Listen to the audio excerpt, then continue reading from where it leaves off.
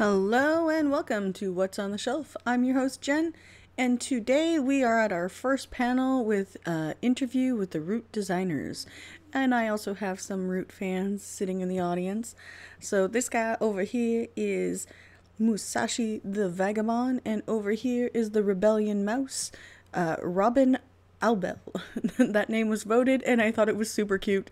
So, RA is definitely going to be sitting in on this next panel. We're just waiting for them to get ready to head online. So we'll be back in a few.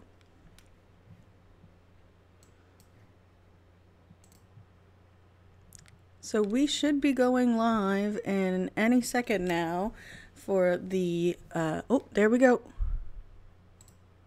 Good morning, everyone, and welcome to Sunday of Gen Con 2020. We are here to talk a little bit with two fantastic designers from Magpie Games about the upcoming Root role-playing game based on the popular board game Root, a game of woodland might and right. My name is Simon Moody, and I am a GM for Magpie Games' curated play program. So if you want to learn more about that and get yourself into a game of many fantastic Magpie products, that's magpiegames.com/curated-play. With me on this fantastic panel this fine morning are Mark Diaz-Truman, co-owner and CEO and designer for Root and Magpie Games, and Brendan Conway, who is also co-owner and production manager and designer and writer. So you may already know these fine folks from their previous work. Mark, of course, writer of Cartel and Urban Shadows, and Brenway of the ever popular Masks, and many other great games. Ooh. To start us off, why don't we give each of you a couple of minutes to tell everyone sort of what your journey is with games, how you got into game design, where some of your inspirations come from, and that'll lead us into the rest of the conversation. So we'll start with Brendan. Yeah, absolutely. So, started with RPGs when I was in third grade, playing D&D at lunchtime and at the local game store with, shall we say, a crotchety old guy who enjoyed killing us. And so that's how I learned to cut my teeth on good old D&D in those capacities, but then just kept playing and playing and playing and playing. And really, with game design, like as I expect with so many people, you eventually start noodling on new ideas. You create your own magical items. For me, some piece of it came when I posted a gigantic magical item for the Angel Bone Blade to a Dungeon World conversation. Um, then that transformed into sort of noodling on my Dungeon World setting, The Last Days of Anglekite, which I worked with Mark on. That was when we started working together, and we put it up for Kickstarter as part of an event we were running in New York, and then that turned into a book, and then that turned into 3 books, and then on and on and on. So that was sort of how I got into it, with eventually on that path, Masks, and the idea of trying to do a Monster Hearts, but for young superheroes, and then realizing how impossible that was and changing everything about it became the white whale of Masks for me. So Yeah, we Cool. almost had Mutant Hearts, right? exactly. The early concept days. Great, yeah, Mark. So I I'm not quite as I think I started playing D&D in middle school. I was a Boy Scout, so like we would get together on the weekends with our small patrol and play Dungeons and Dragons till all hours of the night and drink Mountain Dew, and parents would come down and check on us to make sure we weren't doing, I don't know, some evil thing, and finding us our dice or pencils and paper and sheets and stuff. So but I left role playing for a long time and then got back into it after college with my brother when I moved back home, and played in a ton of LARPs, and then sort of Fellow frustrated by LARPer, LARPs, got into awesome. indie games. So it's just kind of the anti-LARP for me, right? Like, yeah, anti-vampire LARP, I guess. And then over the last 10 years, we've just, especially with Kickstarter, just gotten more and more support for products. And in 2018, I was able to come full time with Magpie, and it's been an amazing journey. Like the last 2 years have been awesome, and Root's been kind of this cool culmination of that for us, of being able to do a project that even just a few years ago we never would have been able to do correctly and at this scale. So my design process, I think, is intimately tied to our production process of how we like take a good idea to a finished book with like art and layout and then marketing and teams of people getting stuff to stores. Like it's all kind of I so intimately want tied this book together, so because we think badly. about it from minute one. how are people going to read this book and what are they going to do?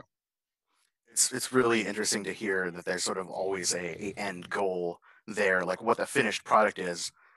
Whereas I think maybe some other people are making their games and thinking, well, what are the mechanics? What are the rules? Like, who is this for? But not necessarily like what the finished product looks like. So that's I think, a really cool thing that Magpie is doing and is clearly executed, especially with like games like Zombie World. Silver Emmy award-winning Zombie World. Congratulations. Thank you. Yeah, I mean that's probably Thank one you. of the best examples of that. Like for us, is we had this cool idea about using cards in the game, and then every time we brought it to the table, there was this like little hiccup of awkwardness around like using a traditional deck of cards. Like, oh, diamonds mean this, or like the king means that, and this little translation, which can work beautifully in some games. But then when we had the idea, like, oh wait, it's all on cards. That's the secret. It's all on cards. It became this thing where we really connected, like you said, the design to the audience to the actual production, and it was like this is going to be awesome. Excellent, excellent. So we're here to talk about Root. Root, as many of you know, some of you may not know, fantastic asynchronous board game for up to 4 players or 6 with an expansion, where you're taking on the role of one of many factions inside of a fantasy woodland, very My storybook favorite kind of are still the aesthetic, almost like cats. a fable. And we have groups like the Marquisette.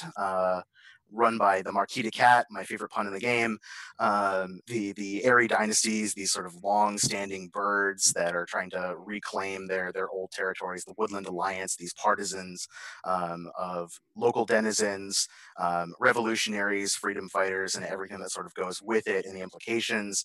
And then the Vagabond, a single character as opposed to an army in a game like Risk, that is walking around the forest taking odd jobs between these factions and sort of playing all sides against the middle and potentially allying themselves with somebody for victory. Um, this game came out in 2017. Cole Werrell and Kyle Farron, as designer and artist, respectively, from later games, made this really beautiful setting that has been such a really fascinating ecosystem to play in, and to see how people have adapted to it. And now we've got all kinds of expansions, underground. The new Clockwork stuff looks really cool. I can't wait So to I get that guess in. the big question is, how did this happen? How did we go from having this really exciting board game to translating it into a tabletop game? I guess who approached whom first, and where did the idea come from? So we ended up getting Root at Gen Con, if I'm not mistaken, Brennan, right? That was where we actually picked it up. Yeah, I went and stood in the line and got the game, and we played it, and it was totally wrong, and all the rules were wrong, but it was great.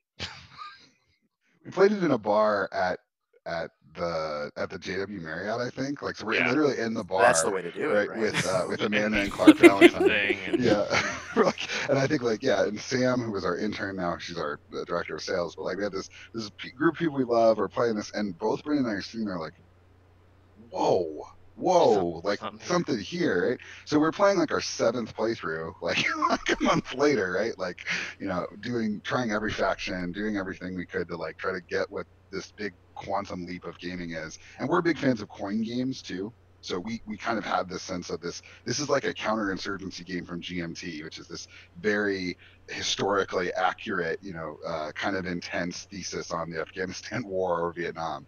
And I said, this would make a pretty cool RPG. And we've been talking about licenses and approaching some folks. So I just reached out to Patrick on Twitter and said, hey, Patrick, we have some mutual friends. What do you think about doing this? And a month later, we had a contract. Like Patrick immediately got it. He is a big role player and has a weekly gaming group and was like, yes, this sounds awesome. The stuff you do looks great. Or because it's Patrick, because it's kind of snarky and sarcastic, he's like, your stuff looks okay. It looks fine. We're like, yeah. So we sent him a big box of Magpie stuff, and we just started talking with Cole and figured, okay, this is really obvious. This needs to be about vagabonds. It needs to be about the war, and it needs to drop players into like turn 4 of the board game so that you can experience it not from the top down, but from the inside out. Oh, cool. Yeah, great. And Brendan, you and I had a bit of a conversation the other day, talking about the game overall and running it as part of the Magpie Carry to Play program. But to me, it seems very obvious that the vagabonds are just the natural player characters. Right? You are a outside party that has no allegiance to anyone and travels from place to place. The perfect adventuring trope, and there's such a wide variety of character types within that archetype, even in the board game. The difference between playing at the Tinker and the Vagrant, or the Arbiter, like these are very clear concepts.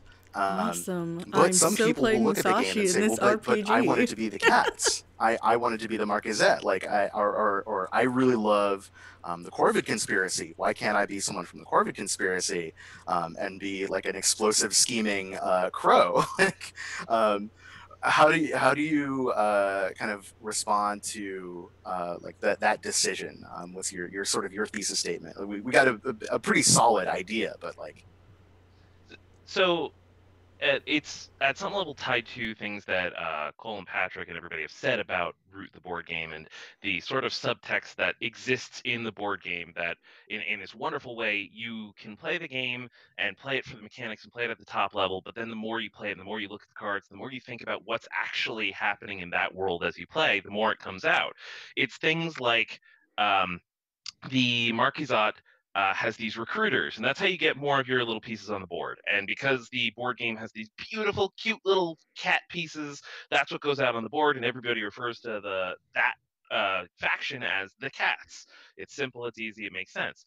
But when you think about the fiction and you're like, this is supposed to be an invading empire from somewhere else, and they have these recruiters scattered around the board, and when I take the recruit action, that's when more units pop up. Oh goodness, my units aren't actually cats. They're the recruited rabbits. They're the recruited mice. They're the Right. recruited foxes of the woodland. And realizing that the actual fiction here completely disrupts just the base level. Well, the I Eyrie didn't are think all about it birds that and the way. Marquisat are all cats. It's supposed to be this sort of complicated who exists where in which factions, where they're drawing from all the different populaces of the woodland. And so then when we translate that, if you want to be a cat, you can easily be a cat Be a vagabond cat. because Yeah. anybody can be a vagabond. Any particular animal, woodland critter might be a vagabond, right? You might be an otter, might be a lizard. You can grab from any of the factions and be that kind of animal as a vagabond. The key thing is that because the vagabonds exist outside of all of the other factions, and in the board game they have this mechanic for reputation with all the different factions, which Mm-hmm. we have just redone for the role-playing game so that you have a reputation with every single faction. You bounce off of all of them. You might come to favor some of these factions, become someone even important in some of these factions, someone they trust. You also might become someone they hate, loathe, and wish to destroy with every fiber of their being. Um, and Oh, I can't wait for this because to hit then the we can table, have man. different factions at play in your campaign, there's going to be a way to bring new factions in over the course of the campaign so that the ones you start with aren't always the ones you're bound to. You can always touch on these different factions. You can always be like, I wish to spend more time and become friends with the Corvid Conspiracy because Crows with Bombs seems like a good idea to me, and become their friend and ally and representative. Just as much, though, as you might do that for any of the other factions. And we're always playing to see where you wind up. Do you wind up with the Corvid Conspiracy? Do you wind up with the Eyrie Dynasties of all things? Do you wind up as heroes of the Woodland Alliance? Whatever the case may be. And the final piece, of course, I need to add this is if you wish to play a crow with bombs, is that we took the Scoundrel Vagabond from the board game. That is one of the playbooks that you can play. They're all about bombs and lighting things on fire. So you just make a crow Ooh. scoundrel, you're set. You're good. yeah, Well, there's a cool thing there with the vagabonds being like aspirationally part of a faction. Like you can have like a mm, bird who's like the Erie dynasty is totally right. I mean, I'm a vagabond and an outcast, and people don't like me, but like one day maybe the Erie would take me back, right? And so the cool thing about an RPG, I think, is the flexibility, right? The board game does a great job of saying, okay, when you take X action, you get this much favor with the faction, and with that much favor, you have this impact. But the beauty of an RPG is to say, well, you say you want to be with the crows, but let's talk about what the crows are actually like, and then have this messy engagement with them over a long period of time, and we'll find out, because we play to find out, if you actually feel that way, right? If you're willing to make the I want to compromises play this that so pros want to badly. make, This sounds i.e., so good. anarchy instead of tyranny, right? Right. I think that dovetails really nicely into talking about like the translation process, right? Mm, This is, as to my understanding, the first like licensed game that Magpie is producing, like within somebody else's IP. Um, and we're taking a world that exists, and especially there's a couple things. There's a lot of meat on these bones to sort of pick apart. Oh, Um, yeah. but like this is a game that has a lot of implied lore as a board game. As a board right. game, we're more focused on the overarching top-down. I move my piece from clearing to clearing. When I recruit, I'm getting these troops, as you're saying, Brendan. Like, and there's an implication of what's happening. But in a role-playing game, we can't imply things. We have to see them on screen, right? We have to do them to do them. Like, if you are a vagabond taking an action to stop a bear from rampaging through a clearing, that's also going to that implies something in the game we can think about. But in a tabletop, we have to be able to simulate that and doing it. So there's let's zoom in on at least one or two things. I guess starting with that reputation system that we've seen, that we were just talking about, where the vagabonds in the game are tracking this reputation marker between the different groups. And the higher it is, the more benefits you get, and eventually maybe you can sign a contract with them and tie yourself to victory. But in a role playing game, what is victory, right? Do you ever really win a role playing game? Um, I'm not sure which of you has stronger thoughts to get us going, but Well, let me start by saying that I think that the process, just thinking with the high level process, yeah, has please. been very much supported by Cole and Patrick and Kyle, who are kind of the core of the Root universe. So we have been given the authority to make some of that stuff explicit. So talking a little bit about bears, for example, we call it bears. Yeah. Like it's implied strongly in the game that bears are a regular problem for the clearings of the woodland, right? And so we've gotten a chance to say, okay, what do they look like? Why are they a problem? And we see that as our job. And That's we're getting to interesting. work with Cole and Kyle and Patrick to talk Those about guys are awesome, what by do the they way. want to see this world be built out as. But within the reputation system in particular, right, that was one where we said, okay, we have this board game mechanic of increasing your reputation until you reach that particular point. And so it became very obvious to us in the game, like, great, we will track that same kind of idea. And yet we can also do it more slowly. Like, it's not just you do one nice thing for a faction and it loves you, and you do three nice things and we're done. That's like, you might do three nice things in a single session, right? But instead it's a variable track, such that when you start off, getting to +1 with a faction is easy, but getting to +3 requires an enormous amount of work. And as we've learned in playtesting, when you do things that are really terrible, like say kill Lord Scowl, the cat who's in charge of this particular clearing, your reputation will plummet, right? And so it's somewhat much easier to lose reputation than gain it. And we felt like that was very much in keeping with the game. But as Brendan said, we want you to have messy relationships with 2 or 3 or 4 factions. And so that's also meant we've had to think clearly about making this your woodland, not a generic woodland with these particular factions, but maybe your woodland is like the cats and the birds have obliterated each other. The Eyrie and the Marquisate are basically no more, and the lizard cult and the Woodland Alliance has arisen as the primary forces in Lizard the cult. wake of this giant war. That And sounds Cole and Patrick interesting. and Kyle Oh, have been man. great at this kind of RPG building that leaves openings for the players to make their own decisions. So part of what we've built as systems is to honor that the holes that are left in the story of Root are intentional. They're not like, why does the Marquisate not have a manifesto in the main book? Well, because maybe in this playthrough, they're one way and another playthrough, they're another way. That's an intentional space that Cole especially creates for his games, right? Not just this one, but the other games that Cole has written. And I don't know, Brett, if you want to talk a little bit more about the specifics of designing those pieces, but I think the high level is to say, one aspect of this that has worked really well is that the board game already has this sense of the holes, the story lives in the holes between the mechanics, and then the mechanics structure that space. Right. I think that a lot of it was looking at the board game and saying just straight up, how would this mechanic translate for our purposes? So, for example, the fact that in the board game, if you kill a single warrior of another faction, you instantly plummet into a completely hostile relationship with that faction is the source of the decision to make it real easy to drop in reputation and much harder to go up in reputation. It's just our attempt to sort of reflect that statement from the board game. What if you wanted to But be like simultaneously, against everyone we also in the have to think about RPG? exactly what you're saying, That'd Simon, be of like, interesting. there are these things that are not exactly explicit or they're implied to be there in the board game, but we have to bring them out further. One of the most direct of those being we have essentially added a faction that is always going to be there, and we call it a faction just so that we can keep the terminology the same. It's obviously not exactly the same as, say, the Marquis de Cad and the Erie dynasties, but it's the denizens themselves. It's the woodland animals who live amid the clearings, and while they all may be sort of disconnected and live in their own clearing and have their own government and their own culture, they share news and they hear from each other.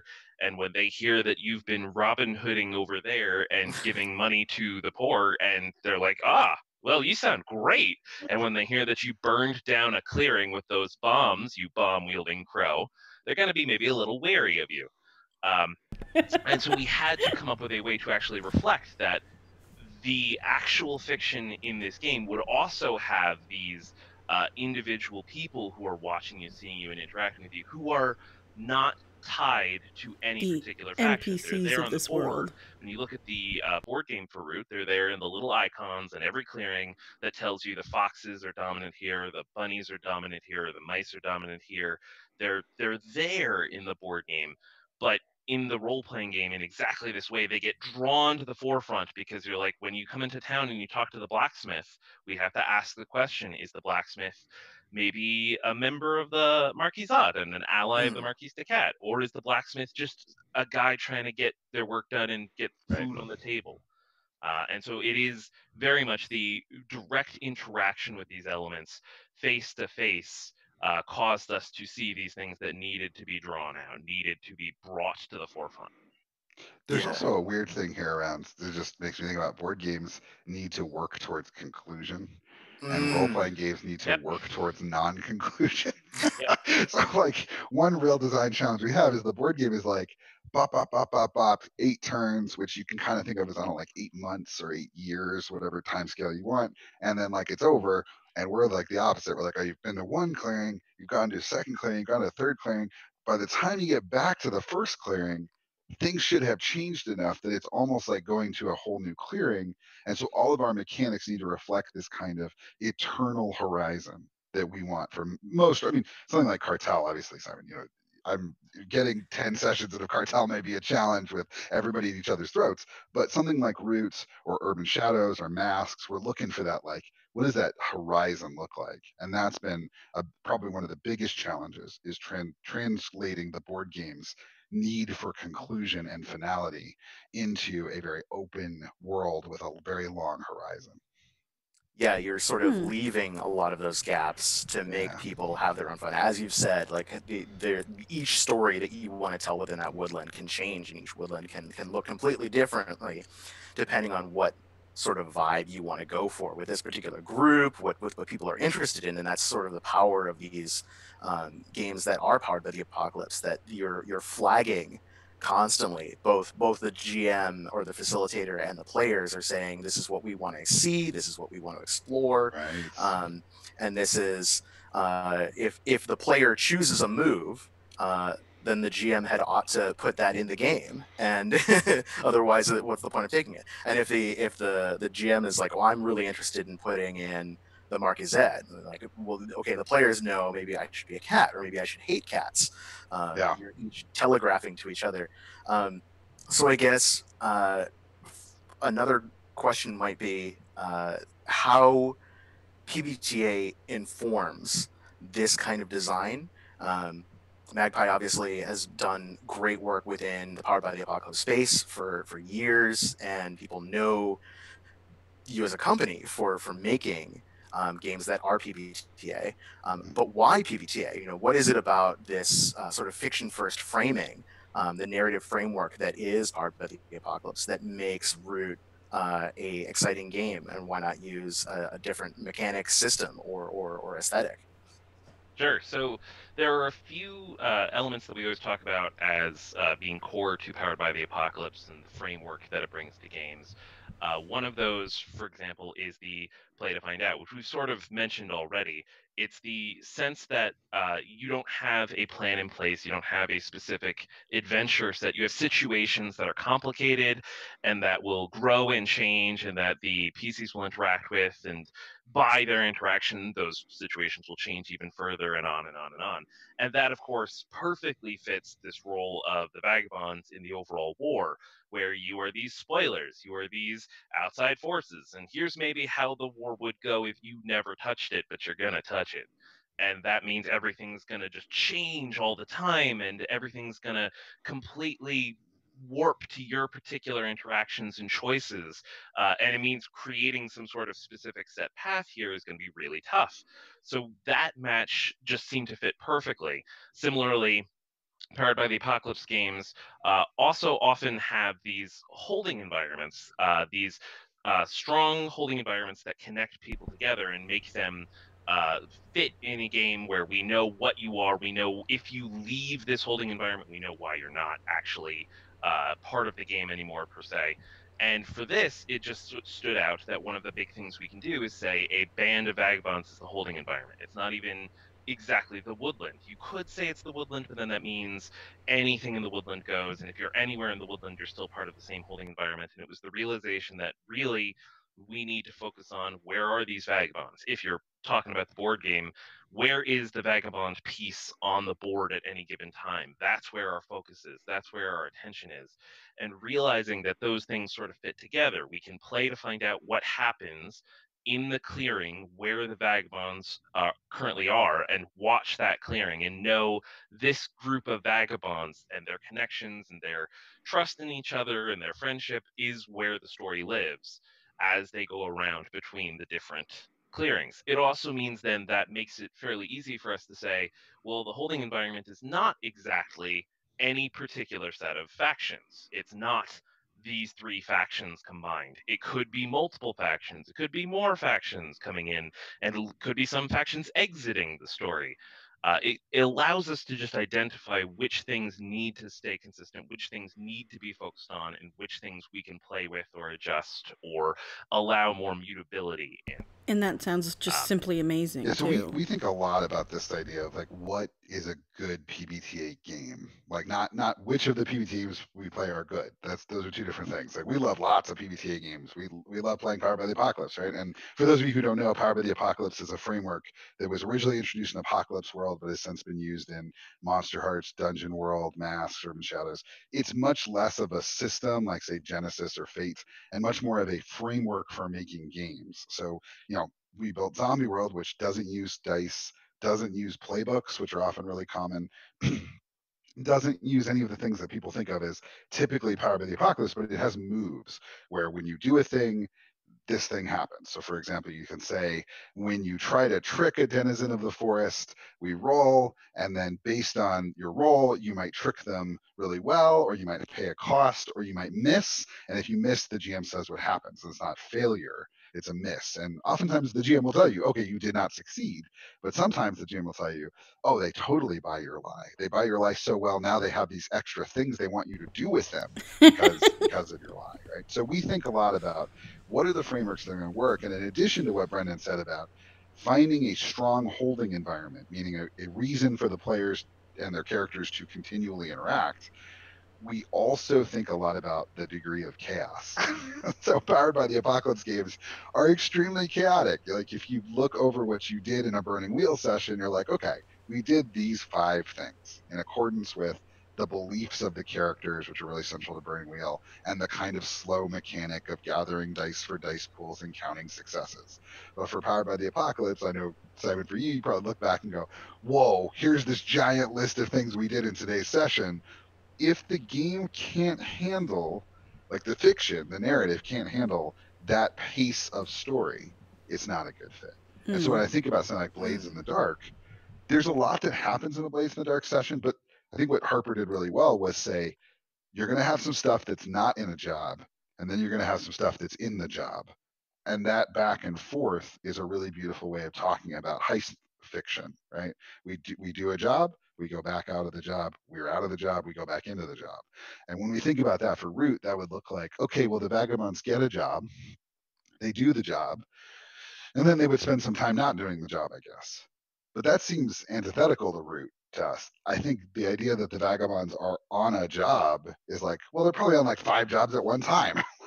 Like we Right, totally and running from 3 others. Exactly. Yeah, we totally agreed to kidnap that guy because he's evil. But also on the way, like we found this treasure and we could probably grab it real quick. And also these cats are still after us. So there's none of that I don't want to say simplicity, but none of that structure that says, okay, you're That in just one sounds like an phase awesome or another session, right? phase. Drop right into and that so for one. us, that looking at games like Masks or Cartel or Urban Shadows or even Bluebeard's Bride, right? You're looking at games where the structure is in the service of player agency because the players drive the narrative. And if the players want to drive the narrative into a tree, you're like, yes, go make a mess of things. And if the players want to be very cautious and careful and try to eke out a win with very few costs or complications, that's okay too, right? Like there's no one right way to play because the structure of the game is built into the narrative moments. Right? And so we've looked at some projects, we've looked at some licenses and said, we like this license, we like what you're talking about, we like the idea of it. It's not a good fit for Powered by the Apocalypse because it doesn't fit some of those things. Or to say it's not a good fit for us as a company because we can't deliver on those things. And a big part of why Root was so exciting for us is because we knew from minute one, each one of these vagabonds is a playbook. Like these factions are going to create a messy, terrible, rolling ball of fiction. So we felt very much in our wheelhouse when it came to Root because we knew it would be a good match for this. But we, no secret, like we have lots of little projects cooking, and some of those don't use Power by the Apocalypse because we want to tell other stories. And one of the kinds of stories, for example, that's not great in Powered by the Apocalypse is stories with institutional structures. So if you're playing a story where you're a member of a military group or something like that, it's very difficult for that chaos to work. So like in Masks, you play a member of a superhero team. But you tell me, Simon, how often does that team listen to the adults and the authorities of the rest of the city? Right, never, because it's baked into the structure. You're a teenager, and adults don't know anything. Why would you listen to them? Even if you're working with Aegis, I know, those Aegis agents have their own ideas about how things get done, but you're on the ground, and what if you solve the problem in this way that would be more efficient or better for what you're doing? It's like a trope of that kind of fiction for Tony Stark to tell Spider-Man, you got to stay out of this, kid. You got to stay out of this one. And for Spider-Man then to go, you're not my real dad. And then, and then save the day anyway. Save the day anyway. Exactly. Right. Yeah. So, I think sometimes people think we might just be like Powered by the Apocalypse zealots who think that's the only kind of gaming we should do. But actually we play a lot of other games because PBTA is kind of work. So we play games outside of it. We do tend to play other things.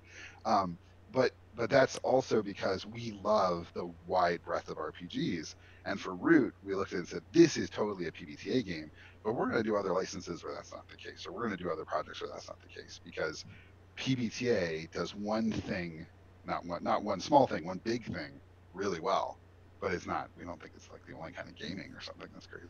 Right. And Root would look very, very different if it was a game where you were picking, I am a cat, and so therefore I have +2 dexterity because cats are nimble, or agility, and then I get to pick from a suite of abilities of like, here are my sword fighting abilities, here's my bluffing abilities, and you're sort of going through the nitty gritty of all of your equipment and everything, and that game can come out looking like Torchbearer or something like that. Right. A very gritty simulationist.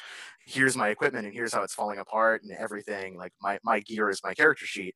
Or you can do that like super heroic fantasy thing where everyone just has abilities inherently baked into them and this high flying action, as opposed to the sort of storytelling tools that are based on these sort of tropes and genre fiction in a way that playbooks often have.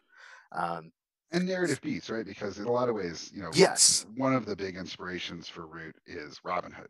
Like or at least so for true. the RPG is Robin Hood, right? Where Robin is he's causing a lot of trouble, but it's always it's like it alternates between um, you know uh, tragic and cruel. Like, look at these people who are being penalized and taxed to the point that they can't even eat, right? And then cheeky and fun. Robin Hood enters a competition and wins over the heart of Maid Marian, right?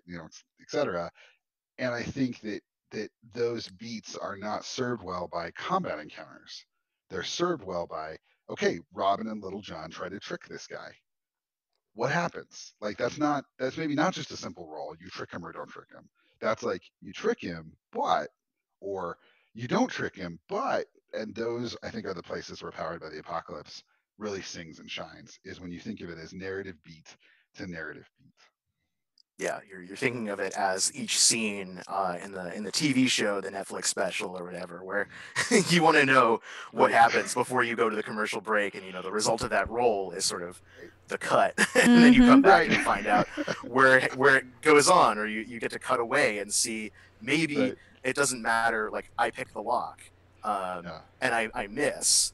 You can do things with these PBTA games and frameworks where you're like cutting away to down the hall. A bunch of guards happens to be getting up and saying, we haven't been on patrol in a while. Let's go walk around. You're showing that danger to the players, not to the characters. And a lot of other games don't necessarily accommodate for that. But in a game like a swashbuckler, like Root, it works really, really nicely.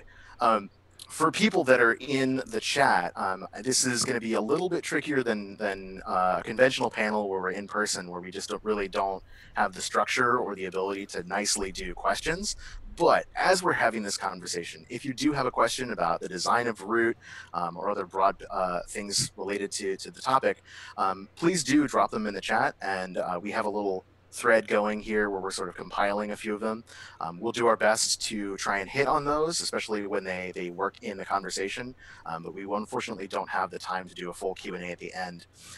But I bring that up because a question was asked nicely, speaking about design, from C_Y Press.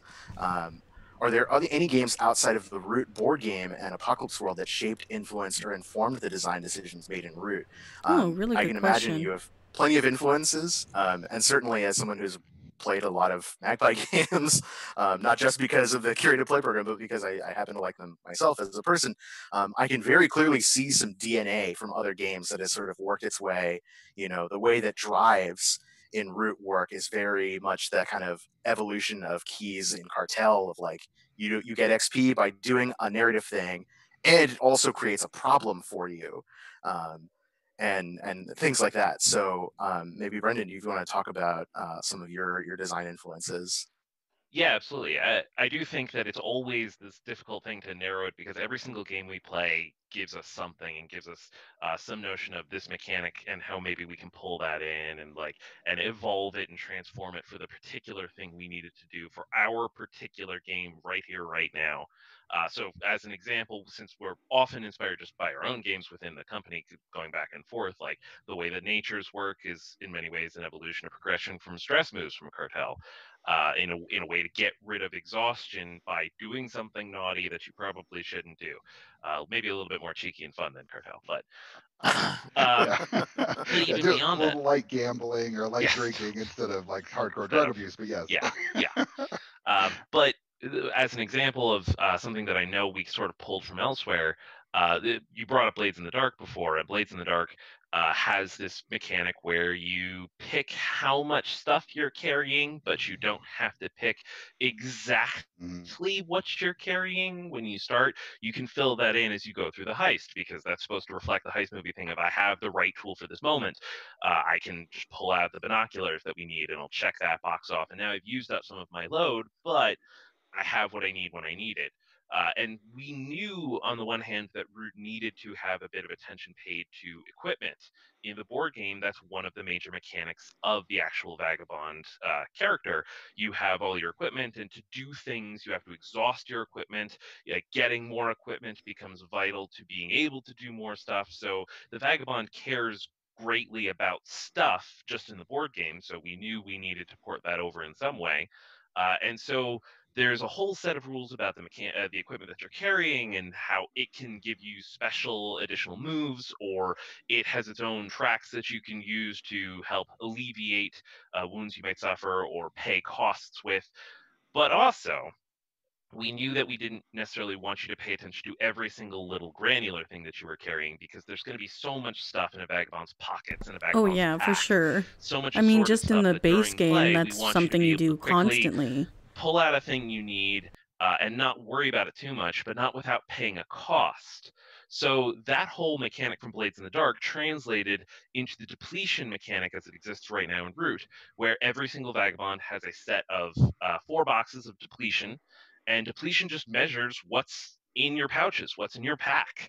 And you can check off a box of depletion to say, yeah, I pull out a torch, or check off a box of depletion. Yeah, I have like a little pouch of coins, or check off a box of depletion. Yeah, I have a little matchbox. Whatever the case may be, depletion winds up serving a similar purpose of, what do you need in the moment? Check off a box of depletion and you can have it, which is very much inspired by Blades in the Dark, along with the fact that you can run out. And the difference, as Mark pointed out, there, Blades in the Dark is sort of the structure, this heist, not heist, heist, not heist. And so the load in Blades in the Dark is designed to limit what you can pull out during the heist. But since there's no division between them in Root, when you pull out the torch because you're in the cave, you've now marked a box of depletion, which continues to be marked, remains marked until you've done something to fill your pockets again, to restock on equipment, which means at the beginning you're like, I'm awesome, no problems. I got everything I need. I can pay whatever cost you throw at me, GM. I'm good. And then in no time, the vagabond's like, oh my gosh, I have nothing. I'm tired. I'm hurt. Please, I just need a bed to sleep in. Fine, I will do this awful thing for you, cat overlord, because if I do, you're just going to give me a place to stay and you're going to let me fill my pockets again and you're going to let me clear my whole depletion track. So it's both inspired by the Forged in the Dark mechanic, and it is adjusted to convey this sense of ongoing challenges, ongoing complications that are going to push the vagabonds to take particular actions.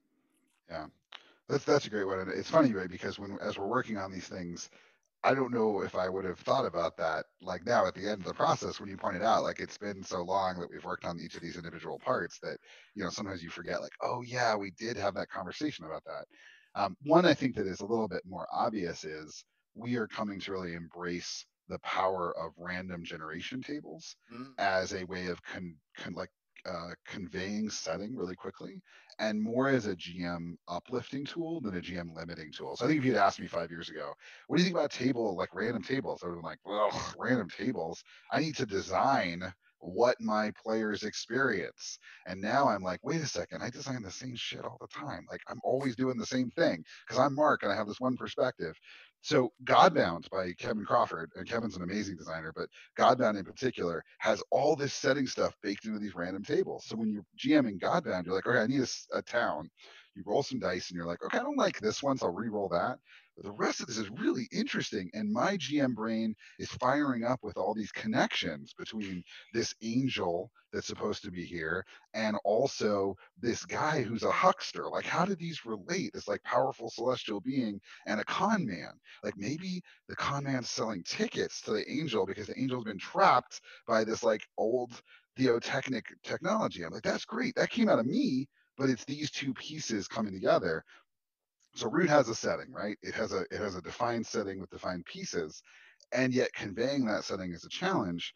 So here we are with this same problem, right? And we have a similar solution of giving people tools to roll a couple dice, get a couple of ideas, and then we're expecting you, the GM, to take those signifiers and place them in order using your creative skills.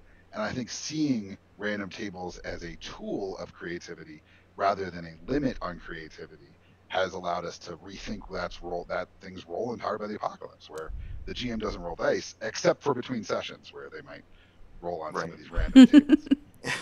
I want to like, GM sort of this so badly, and also be a the player. GM gets to play the game too by doing these kind of sub games of making. Oh, well, we're going to a new clearing. Oh, maybe I'll roll it up.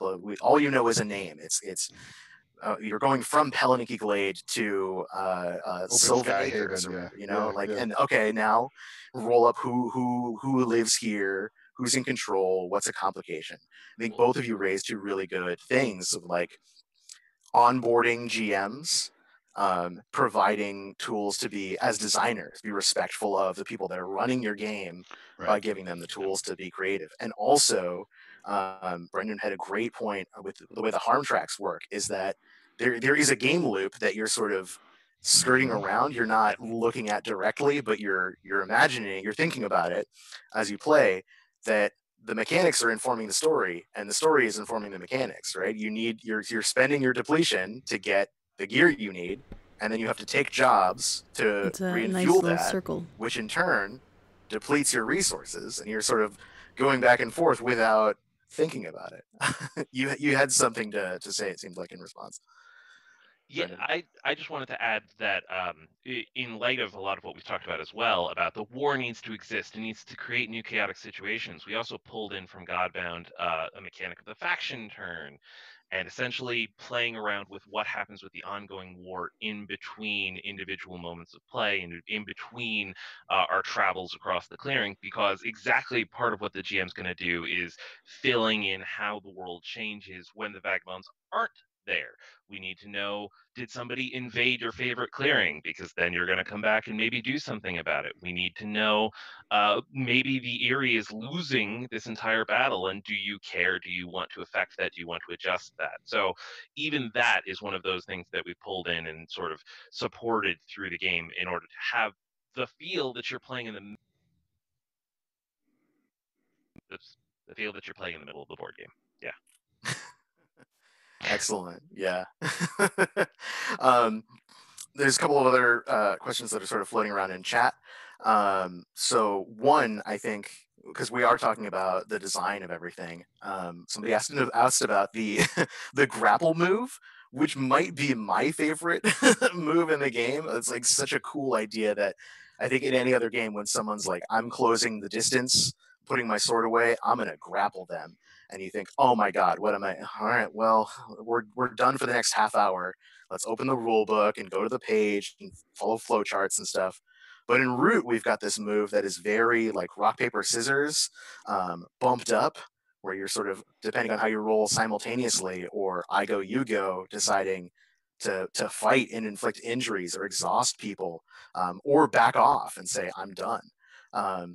Is there a particular place where the grapple move came from? And in broadly, I guess, do you want to take a moment and gush about like one of your favorite mechanics within the game that you're proud of making? So for the grapple move, it is a combination of pulling from Burning Wheel and Burning Wheel style games and the conflicts in those games and how those are very much like script your actions, and how they interact then creates interesting, and you're trying to outthink your opponent and get the right action on your side that's going to interact with theirs and it's going to beat them, coupled with actually Dogs in the Vineyard, where Dogs in the Vineyard is a game that asks in its conflict, are you willing to escalate? How far are you willing to go? How far are you willing to stay in this conflict, knowing that the stakes are rising and it's getting more dangerous? Like, the best way to stay in the conflict is to actually make it more deadly. So the grapple move is a way to just quickly get at that combination of things where I'm trying to pick the right thing on my side that's going to interact with you. I have a little bit of that sort of Yami, trying to figure out what you're going to do next, and I'm matching my thing to you. But also, it's designed to ask the question: Are you willing to stay in to the end? Are you willing to risk seeing what comes out of this really intense micro conflict? Because the conflict ends the instant somebody passes out or is taken out, but it also ends if somebody withdraws and disengages and tries to just get out of the grapple. It's a really effective way to quickly deal with an enemy if you're willing to risk also being substantially hurt yourself or potentially even defeated yourself. If you're willing to pay those high costs and take those high risks, knowing that when you're facing one opponent in Root, that's probably a good day, because more often you're going to be facing many opponents, and a vagabond against many opponents is perhaps in trouble. Outnumbered? So that whole thing arose from those mechanics, coupled with a desire to have a really quick, really intense, let's get through this, and do you want to stay in? Okay, good, you don't, and you're out. Um, all wrapped up in that one single move. So for me, one of the mechanics that I am most excited by and interested in are the weapon moves themselves in general, because what I enjoy is we have this whole set of weapon moves, weapon skills, and your characters are going to have some subset of those, and there's going to be tied to your equipment. And so to use the cleave weapon skill, you need to be trained in it, and you need to have your giant sword. But what it means, in effect, is every character can have these little specializations, these little Oh, really okay. cool things you can do in the moment that maybe I even forget as a GM that you have that move. And then it can be surprising and exciting for me to have you suddenly do this thing I didn't really remember you could do and I wasn't expecting, and suddenly you threw sand into the guy's face, completely blinded and off balance. Oh my gosh, and now he's at your mercy, and that was really cool. Or, oh my goodness, you swung your hammer so hard, his sword goes flying across the plane and falls, and he's completely at your mercy right now, and oh, that's awesome too. Or, I thought you were completely at my mercy because you don't have a weapon right now. You're in the bar, they took your sword at the front, but then you use the improvised weapon move, smash a bottle, and now suddenly you're armed, and that's awesome. Awesome with a broken bottle. He's super Right. dangerous. Exactly. It's the sense that like it's exciting to see what you can do, and again, it's exciting because the players will pay attention to those moves and bring them to the fore and make them come up in a way that I, the GM, I don't have to watch for them, and I can be surprised, excited, and like thrilled by Yeah. those moments, just as if I'm watching the movie. Yeah, that's good. I mean, I would say it's funny because I was gonna say the same thing in one respect. Like weapon moves for us, I think they're a big change. We don't do stuff like that very often, right? Yeah, yeah. We're not like, hey, here's all your combat moves, right? But one of the big things we learned from Dungeon World, which is a game that we played a ton of when it first came out. Like it was like D&D we loved as kids. You roll and say what happens. Like it doesn't have a tax of opportunity and all this stuff to keep track of. We often found with Dungeon World that there was like by putting the combat moves in with the other moves, you ended up with like not a lot of language for doing things that weren't combat. So Yeah. if you're negotiating, there's one way to negotiate. You parlay. And what about lying? Also parlay. What about trying to sweet talk somebody? Also parlay. So one of the big picture ideas we had at the start was, okay, let's take all the combat stuff, which is super cool and has lots of cool ideas, and put it over here. And then that creates space for us to do things like say, okay, you can trick people, you can persuade them, you can try to use these roguish feats we have where maybe your particular character is good at sneaking or hiding, right? And that was a big moment for me, I think, in seeing how a game like Root that isn't really focused on quite as many interpersonal dynamics between the players, like I say, Cartel, which is all about PvP, Right. like players against players, but having this team focused game where your Vagabonds as a band meant that we could paint with a really, really big palette of colors, right? And getting that palette meant dividing that space up. And yet the weapon moves are not in a combat phase. There's no, and now we roll initiative. So I was playing in a game where somebody was like, "This conflict's about to start." I just disarm him. I was like, "Oh, of course, it's done." Like I can't believe I didn't think about that. Like Right. I wasn't thinking about. I got to be surprised because we put the power in the player's hands to say, "I disarm," and then when he's disarmed, I say, "Okay, are we going to negotiate or are you going to fight?" And that moment was because there's these two halves of the coin. The moves where you engage with other characters and the weapon moves in which you are trying to hurt them, control the fight, make a new weapon, whatever, and understanding that the flow between them will be effortless. There's no initiative, there's no moment at which we switch, but having both is important to this kind of story. Yeah, I think that's really exciting, especially in a game that is a swashbuckling adventure game. And of, also like, for the GM trusting too. fate and jumping out windows to say, well, of course I'm going to land on something safe. I'm lucky. I'm a lucky person. What's the Yeah. worst that happens? I take a little bit of depletion on my armor, or I Right. bust up my knee. That's fine. I know a guy in the next clearing over. I'll get some medicine and it'll be fine. Yep. Um, but you have this splitting up this set of verbs. If you think about a role-playing game as like a video game, that's so much of that game design is about what are the verbs that are given to a player. And I think it's a lesson that, for me at least, I don't know if this is where your head was at, but it feels so clearly taken from Zombie World, where there is a set of moves for dealing with humans and a set of moves for dealing with zombies. And there's a context, and you're always shifting between those two. You can make those moves in the same scene. Sure. Like you're pressuring somebody to do something while a zombie is breaking down the door, and then you barricade the door, and who knows what happens there. It's like looking at a video game controller.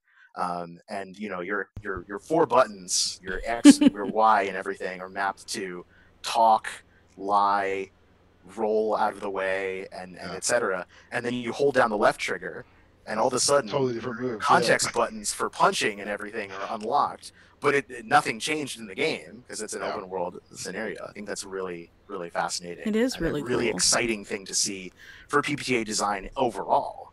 And I think it's funny that you mentioned, I don't know if we ever thought about it that way explicitly, but one of the things about Zombie World in particular was that we feel we can draw that line, right? Yes. So here are zombies, here are not zombies. There's not a lot of edge cases, right? And I think one of the challenges of Powered by the Apocalypse is you're trying to build a very finely tuned watch. And so all the pieces click and move together, or the watch explodes as things crash into each other, right? So the benefit of like a skill-based fate system is it's like building with Legos, where everything just snaps together, and if you rip it apart and put it back together, it's probably fine. And so we're constantly trying to innovate while also trying to respect that, like, people want to play these games and they need to work. And so, we're constantly trying to think about ways to introduce new ideas in a way that people can absorb, right? And I think, Brendan, we talk a lot about, like, okay, can people actually keep track of all this in a game? Does this make sense for people over the course of play to be able to integrate? Yeah, that cognitive load is a really important thing to think about. Like, well, all my moves are here, and I've got these things, and I've got my reputation moves, and really it's all can be fairly condensed onto one page. It's less of switching between 3 different source books to find everything, and more about, well, you're telling a story, and then you make the move, which I think you're right. If you're thinking about player load and keeping things in your head, something like PBTA works well because you're doing things to do them, and a player may just get in the zone and say, I want to dive through that window and draw my sword and demand that the people keeping hostages in here release them, or I'm going to bring my friends in.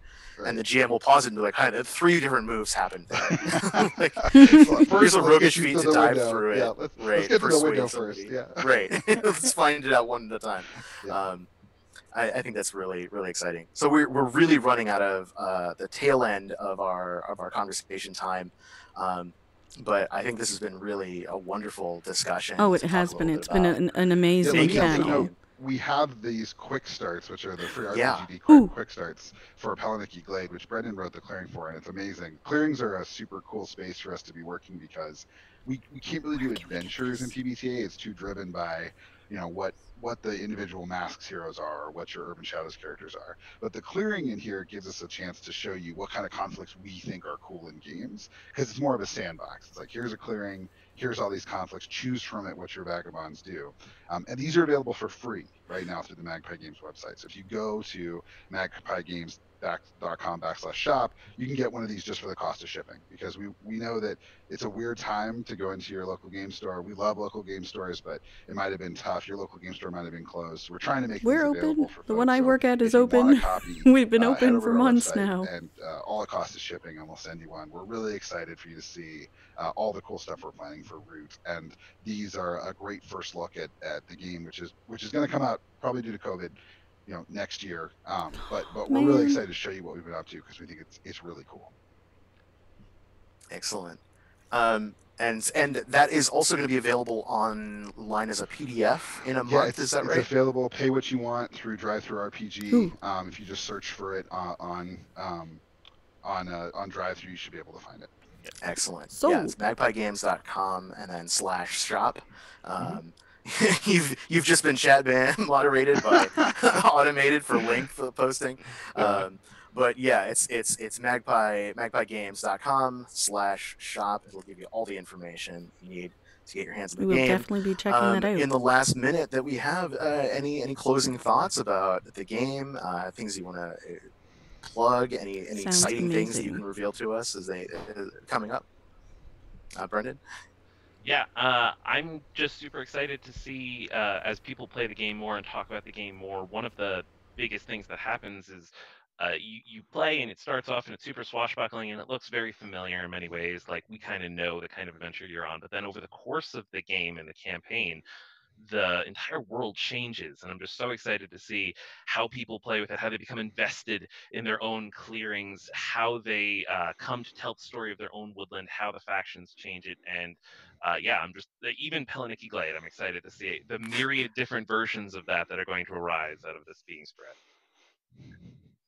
Yeah, absolutely. And we're also really excited to, um, like we make a lot of, we jokingly call them sad games. Like, Yeah. we make a lot of Mm-hmm. games like Cartel or Velvet Glove, where like we're trying to evoke a set of emotions in you that frankly broaden what RPGs can do. Like I want to have RPGs be as broad and diverse a place as movies or television.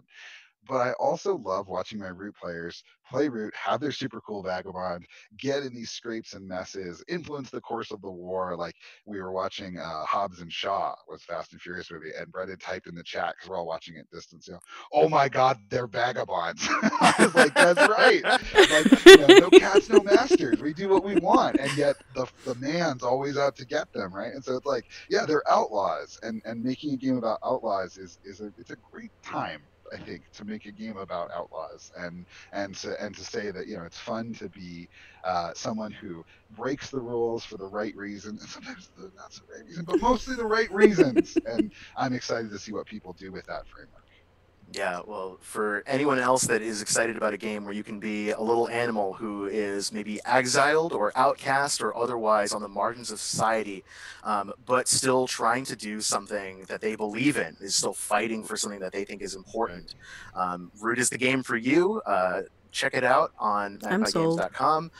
If you'd like a chance to play the game yourself, there are several sessions available coming up this month and in the future on the Ooh. Curated Play program. If you want to get linked up with another fantastic professional GM, myself included, I've got a campaign of it coming up, and a few other people are running one-shots all through August.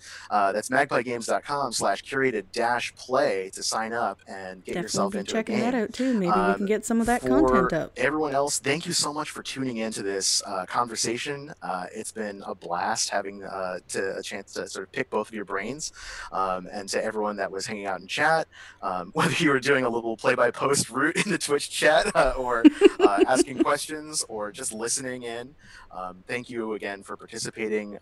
We are going to sign off, and we wish you the best rest of your Gen Con.